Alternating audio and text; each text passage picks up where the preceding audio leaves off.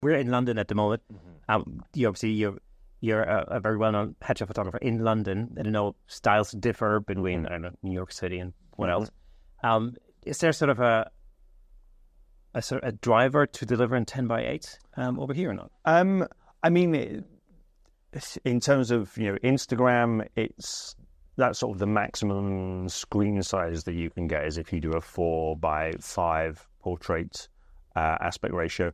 But I think those things are less and less relevant as we go on. I mean, the size of phones that people have nowadays, you don't really need to be conscious of maximizing the amount of screen size that you're taking. People can see things perfectly large on the screens that they have.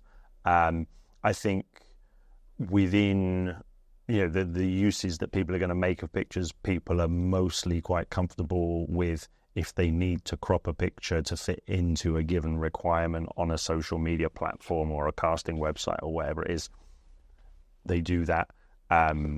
Most of the websites have tools that make that kind of stuff easy. So, I mean, I don't think it's a bad thing commercially, but that certainly is not my consideration. It's, what looks good to me. I want to deliver a picture that looks good to me. And then, if it needs to be shoehorned into some other aspect ratio for some other reason, it can be. Those compromises can be made, but the initial production of the picture should be based on what looks good to me. And I'm guessing from a delivery standpoint, casting directors receive digital imagery anyhow, so it doesn't really make yeah. I mean, if an actor's spotlight page, it can have a mix of different aspect ratios on it as appropriate. You might have screen grabs from something that's 16:9, a 4:5 close-up headshot, a 2:3 full-length portrait. It can all live simultaneously there. I think, as I say, it's about making a picture that is engaging, compelling. That's the point. If it's correctly cropped but dull as ditch water, no one's going to look at it. So, who cares about the crop? Yeah. And of course, you're doing most of your work in the studio. Yes. Now you've been in the studio for how long? 6 months now. After 8 years in your old studio. Yeah. 8 months in the previous place. 8 years in the previous place, and 6 months here. But it feels like home already. Yeah.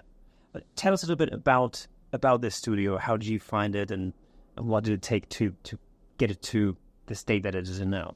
Well, it was a long process. I looked and looked and looked for about, it was about a year start to finish, finding a place, agreeing a sale, getting a mortgage as a self-employed photographer. So soon after the pandemic, all of that was quite complicated. And then in the last 6 months since I've been here, making various improvements, mostly aesthetic, but also practical things. And that's not yet finished. I think that's going to be an ongoing thing. But I had a definite idea of the sort of minimum requirements. Ceiling height was a big one.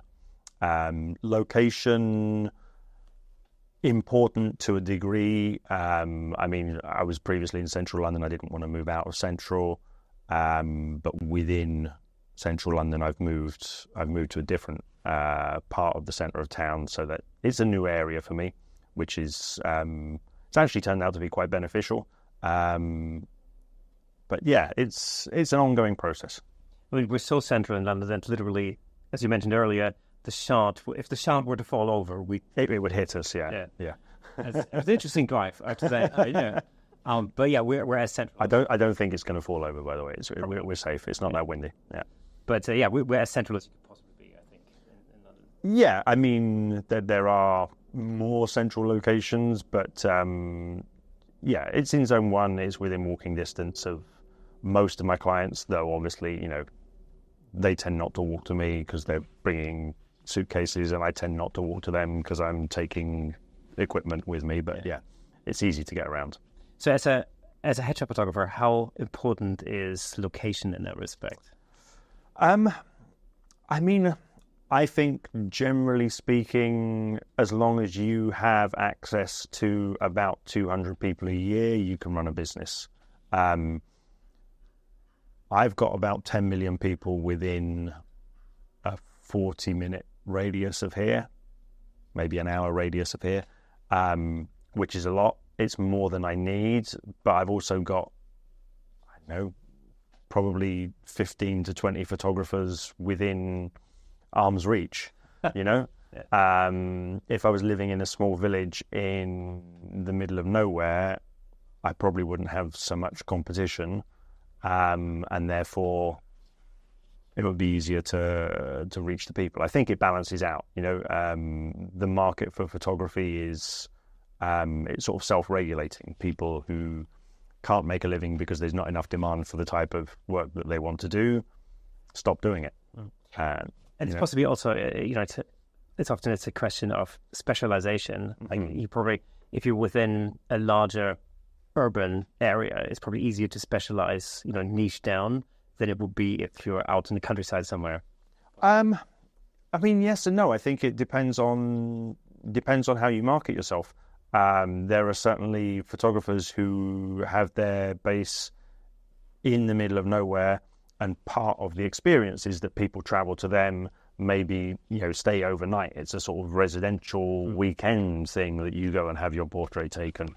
That doesn't really suit how I work, how I want to live my life. So that's not for me. But I think there are ways to make those things work no matter where you are. I mean, what I'm saying is, you know, I was born and grew up in London. That's why I'm based in London. I don't think you have to be in London to be successful as a photographer. It's certainly true that for commercial photography, London is one of the important centres in the world. But I'm not in commercial photography. I happen to be in London because I was born here. Your clients are predominantly actors and corporates? I have a lot of actors. I have a lot of people in creative industries in general, so architects, designers, people around those kind of industries and adjacent to those industries. But really, you know, I think most people appreciate that in 2024, having a good photograph of yourself is a useful thing to all kinds of people. Thank you so much for tuning in. If you enjoyed that clip, then press here for the full episode in glorious Technicolor. Hey, and don't forget to subscribe.